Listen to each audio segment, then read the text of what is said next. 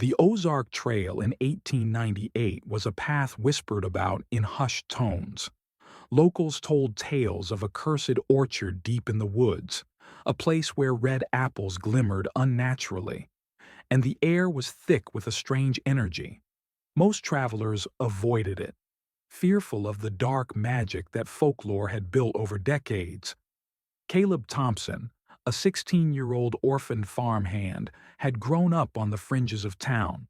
He was small for his age, but his heart carried a hunger for something more than the lonely, dusty farm life he had endured.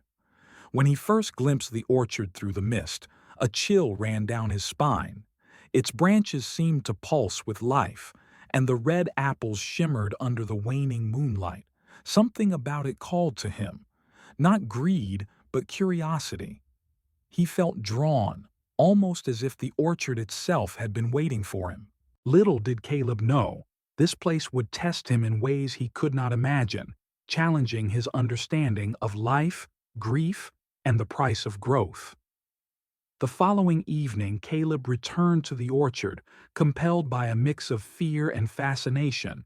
A figure emerged from the fog, a man draped in worn leather with eyes that seemed to see straight into Caleb's heart. "Looking for answers?" the man asked, his voice low, almost a whisper blending with the rustling leaves. Caleb hesitated, unsure how to respond. I I just want to understand why this orchard blooms like it does," he said finally. The stranger nodded slowly. "It's simple," he said. "Blood feeds it. Only pain, loss, or tragedy will make life flourish here." Caleb shivered, the weight of the stranger's words settling over him. Could it really be true? The man's gaze softened. "Many come seeking wealth. Few understand the lesson. Nature is cruel, but honest. It mirrors the human heart." For the first time, Caleb realized that what he had perceived as a mystical miracle was also a moral test, a challenge that would confront the very choices he made as he grew up. Under the stranger's guidance, Caleb learned to observe the orchard carefully. See the soil. Smell the trees. Watch where the red glimmers, the man instructed. Caleb noticed subtle differences in the earth. Where animals had grazed, the apples were small and bitter. But where blood had soaked the soil, a fallen deer, or a hunter's accidental wound, the fruits grew vibrant, heavy with a deep crimson hue. Caleb's stomach nodded. Was nature demanding cruelty for beauty? Could sorrow and suffering truly be the seeds of life? Night after night, he tended to a small patch, moving fallen branches, collecting leaves, and reflecting on the strange relationship between pain and growth. He began to understand the orchard's purpose. It was a living teacher, showing that life and death were intertwined, and that the price of beauty might always come with a measure of pain. One morning, a boy named Will stumbled into the orchard, frightened and bleeding from a fall. Caleb's instincts surged. He wanted to help. But the orchard loomed behind him, its apples glimmering as if silently questioning his choices. If blood nurtured the orchard, would tending Will's wounds prevent its growth? Or was it cruel to let him suffer? Caleb chose compassion. He treated Will carefully, preventing the blood from touching the soil. The orchard remained unchanged. Its brilliance did not respond to his kindness, at least not in the way he had expected. Caleb realized that the orchard rewarded the raw realities of life, the unavoidable pain and loss that marked existence. That night, he dreamed of blackened apples, lifeless and hollow, and felt the weight of the lesson. Life's beauty often grew from suffering, but perhaps it could be tempered with mercy. The stranger shared a story of Tobias, a hunter who had lost his son to illness many years before. Tobias had wandered into the orchard, grief-stricken, and shed tears mingled with blood upon the soil.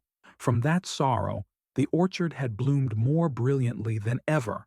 Caleb thought of his own orphaned life, parents gone, childhood lonely and harsh, could personal sorrow also nourish life? The orchard seemed to nod in quiet affirmation, teaching that suffering was not evil, it was natural. For the first time, Caleb understood. The orchard demanded honesty, not cruelty. Pain could be transformed into beauty if acknowledged with reverence and care. It was a reflection of life itself.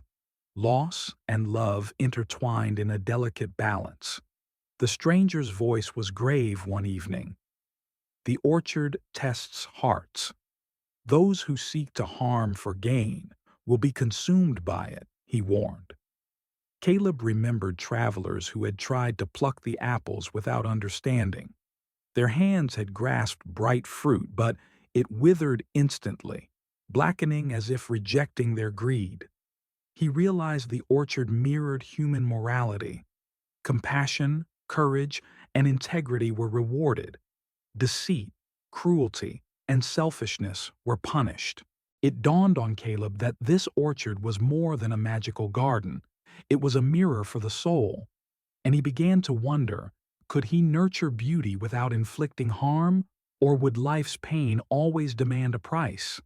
Caleb's loneliness weighed heavily on him. He wandered the orchard, reflecting on lives marked by suffering. Could grief, unbidden, serve as nourishment for the soil? He shed silent tears for the family he had lost, for the childhood that had never been, and for the life he might never have. When his tears touched the soil, the orchard shimmered under the moonlight. For the first time, Caleb understood that sorrow alone could bear life. The orchard was honest, responding to the truth of human emotion rather than to cruelty.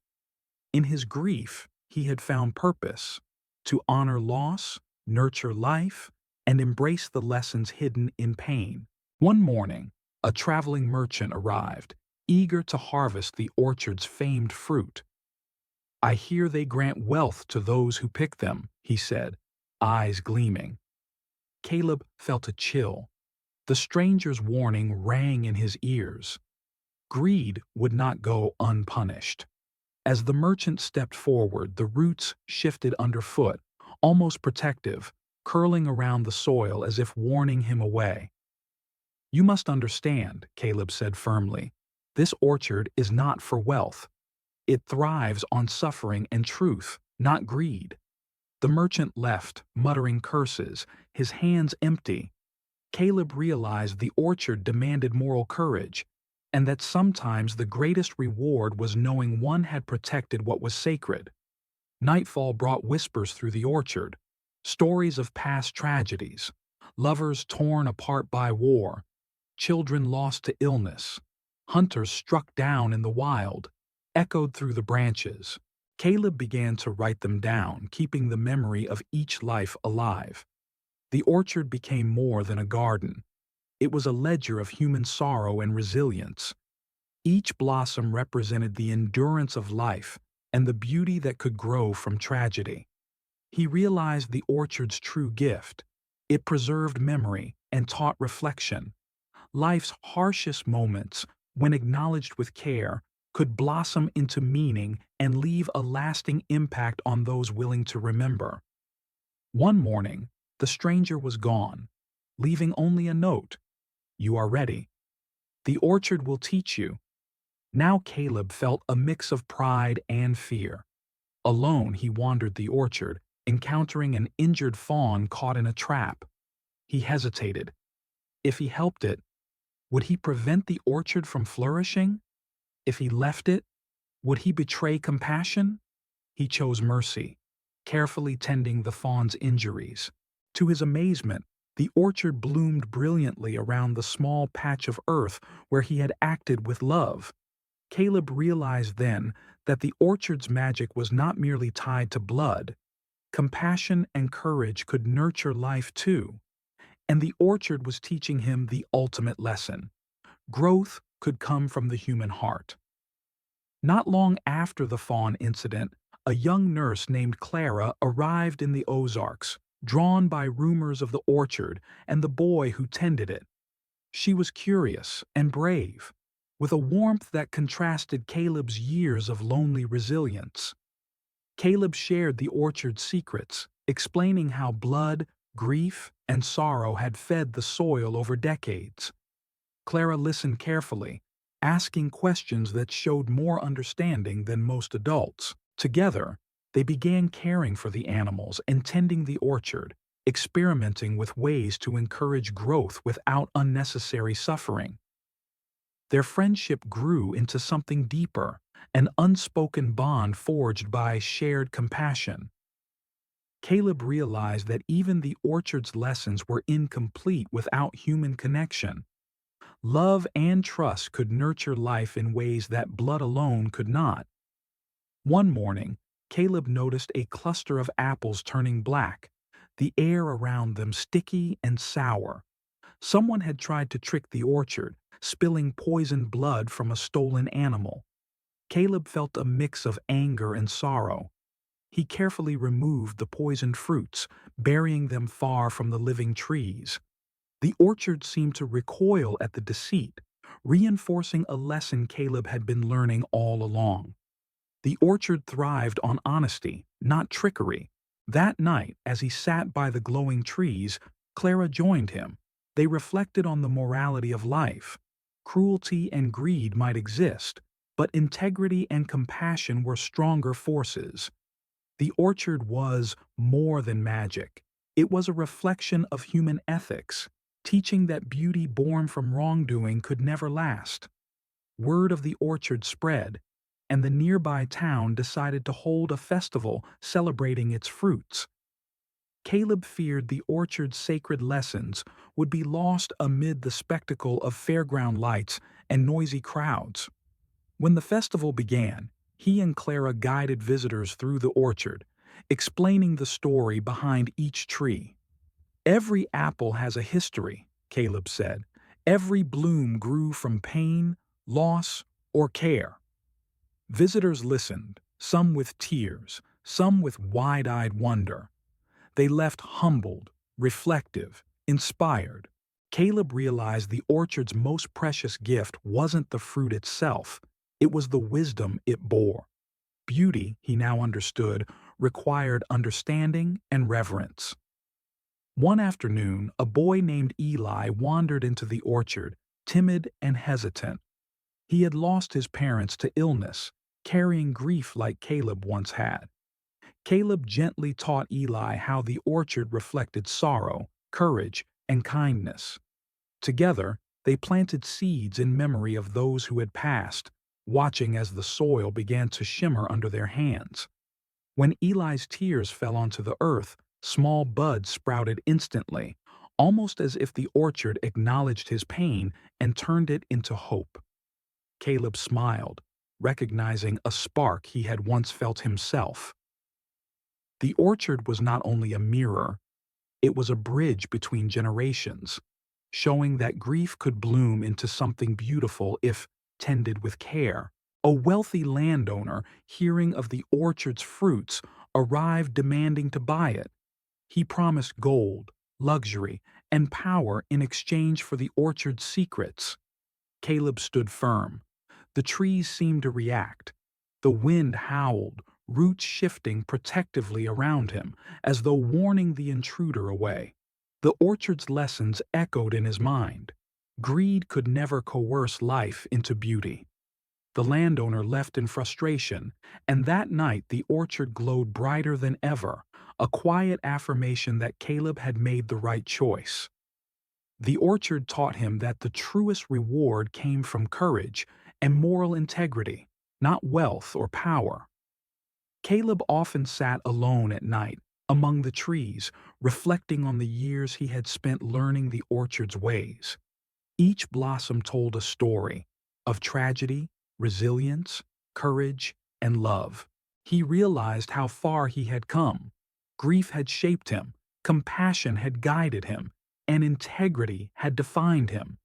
The orchard had become a teacher, a sanctuary, and a mirror of the human heart. He understood the orchard's ultimate lesson. Life was fleeting, suffering inevitable, but growth possible.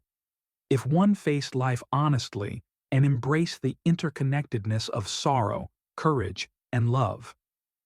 A wounded deer appeared at the orchard's edge, blood trickling onto the earth. Caleb faced the ultimate test: intervene or let nature take its course. With trembling hands, he tended to the deer, blending care with action. Blood mingled with compassion, creating a small patch of radiant blossoms. Caleb realized then that the orchard did not demand cruelty for growth. True beauty could emerge from love, empathy, and courage. Pain and loss were teachers, not tyrants, and the human heart could guide life toward both survival and elegance. The orchard's fruits grew plump and radiant, each apple shimmering with stories of sorrow and courage. Caleb and Clara began harvesting them, not for wealth but to share wisdom. Visitors who tasted the fruit were humbled, reflective, and inspired. Caleb explained the orchard's secret. The apples were beautiful because they reflected the choices and courage of those who came before. He realized the orchard's true magic was not the fruit itself, but the lessons embedded in each tree, showing humanity the strength found in honesty, compassion, and moral courage. Years later, the mysterious stranger returned silently, watching Caleb and Clara work together. A faint smile curved his lips. "You have learned its lessons?" he said softly. "The orchard's bloom is eternal when hearts are true." Caleb understood. The orchard was never a curse, but a guide. It mirrored human hearts, nurturing growth from sorrow, compassion, and integrity. The stranger vanished once more, leaving the orchard in capable hands. Caleb felt a profound peace. The orchard had become a living testament to humanity's potential for kindness, resilience, and love. At dawn, Caleb and Clara walked among the trees.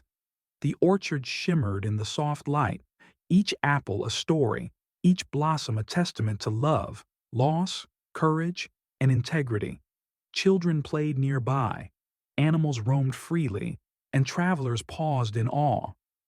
Caleb reflected on the journey. Sorrow, kindness, courage, and moral integrity had intertwined to create beauty. The orchard would always bloom where human hearts acknowledged life's truths. In that quiet moment, Caleb realized the final lesson. Beauty was not given, it was earned. Through empathy, courage, and honesty, even the harshest realities could become a source of growth, hope, and inspiration.